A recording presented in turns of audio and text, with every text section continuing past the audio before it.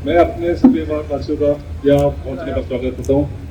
हमारे राजपुरा शहर की madam MLA madam Meena Mittal ji का हार्दिक अभिनंदन करता हूँ, मित्तल साहब का विशेषकर, और हमारे वार्ड के जाने माने मुफ्ती साहिबान जो मंच पर विराजमान है, सम्माननीय अतिथि, मेरी माता जी, प्यारे भाइयों बहनों, माताओं और मेरी धर्मपत्नी, नहीं तो बाद में जाकर शिकायत होगी, मेरा नाम नहीं है। लेकिन मैं कोई अभ्यस्त प्रवक्ता नहीं हूँ, और आज मैं अपने आप को यहाँ पर बोलने से रोक नहीं पाया। मित्तल साहब से हमारी मीटिंग हुई थी, पहले तो मेरे पास कुकरेजा जी आए, राकेश कुकरेजा जी और कल्पना जी आए।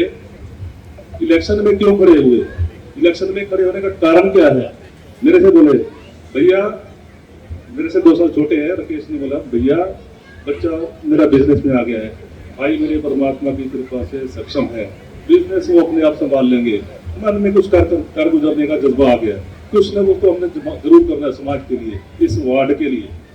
तो मैंने कहा ठीक है, आप निश्चित कीजिए, फिर हम देखते हैं। इनके जो कार्यक्रम देखे मैंने, जो इनकी समाज सेवा देखी, मित्तल साहब आपको बताऊं, मैं ये सच बोल रहा हूँ जो बोल रहा हूँ, 2019-20 का समय हम सबको भूलेगा नहीं। जो पेंडेमिक आई, राष्ट्रीय आपदा आई कोरोना के रूप में, मैंने देखा, एग्जैक्ट देखा, मैं उस घर में रह रहा था, ये मेरा घर है, बिल्डिंग बन रही थी।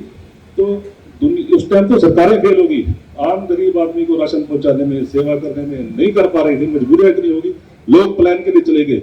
मैं वहां से देखता था, हमारे से पूछ के जाते थे, रिंकू का घर कौन सा है, रिंकू का घर कौन सा है। इन्होंने यहाँ पर लंगर के रूप में राशन चलाए, अनलिमिटेड, मुझे पता नहीं कितना चलाया होगा, 2 महीने लॉकडाउन रहा, 2 महीने इनके घर राशन चलता रहा, लोग लेते रहे, चलता रहा। वो भाव मैंने आज भी देखे। तो ऐसे इंसान को समाज सेवा के लिए आना ही चाहिए। और देखो, गौ भक्ति हम करते हैं, गौ के लिए हम चलते हैं।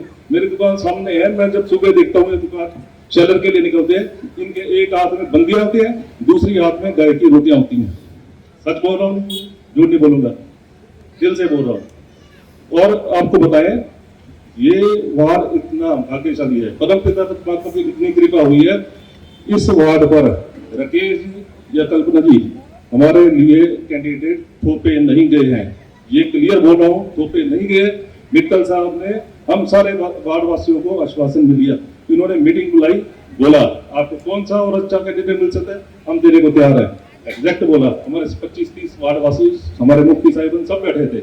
इन्हें हमने सेवा भक्ति देखी है, इनका जज्बा देखा है। जब एक इंसान, ये हमारी बहन कल्पना, भैया मुझे सेवा करनी है, परमात्मा की इतनी कृपा इनके ऊपर, हमने अपनी आंखों से देखा है इनकी सेवा। हमारे पिताजी, हमारे बुजुर्ग बताते थे कैसे सेठ परसाराम जी शारीरिक श्रम करने के बाद यहाँ तक आज पहुंचे हैं। श्रम करने के बाद इतनी बुलंदियों पर जाना कोई बुरी बात नहीं है, मेहनत करके पैसा कमाना कोई बुरी बात नहीं है। ये पैसा कमाने के बाद गरीबों के काम होना, बताइए क्या बुरी बात है।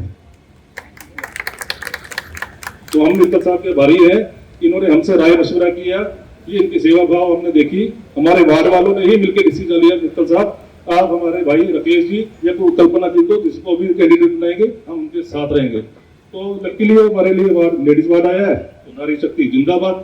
हमारी बहन कल्पना जी आई, कल्पना जी मेरे रिश्ते में बहन लगती है, मेरी माँ को माँ बुलाती है, तो मेरी बहन लगती है। तो हमने कहा स्वागत है जी, आप आइए, हमारा पूरा वार्ड आपके साथ है, कंधे से कंधा मिलाकर खड़ेंगे, सेवा का भाव है, सेवा के लिए आए, तो जय जिंदाबाद। मित्तल साहब जिंदाबाद। हम आपको आश्वासन दिलाते हैं, आपको ये समूह देखकर विश्वास आ रहा होगा कि पूरा वार्ड हमारे साथ है, रिंकू जी के साथ है, कल्पना जी के साथ है, आपके साथ है। तो वो सेवा के लिए आगे है, तो इनकी तरफ से मैं आश्वासन देता हूँ। ये अगर तो मैं वर्ड यूज कर ही नहीं सकता, ये तो आप देख के समझ ही आ रहा है, ये जीत सुनिश्चित है, 100% सुनिश्चित है। वार्ड वासियों की तरफ से भी मैं आश्वासन दिला सकता हूँ कि ऐसे परिवार के सदस्यों को आगे आना बहुत जरूरी है। तो मुझे लगता है मेरी यहाँ पे हम मिलाएंगे, ये 26 तारीख को झाड़ू के निशान पे मोहर लगाएंगे, आप कामयाब करेंगे तो आपके सीट सामने आएगी। ठीक है, धन्यवाद जी। कुछ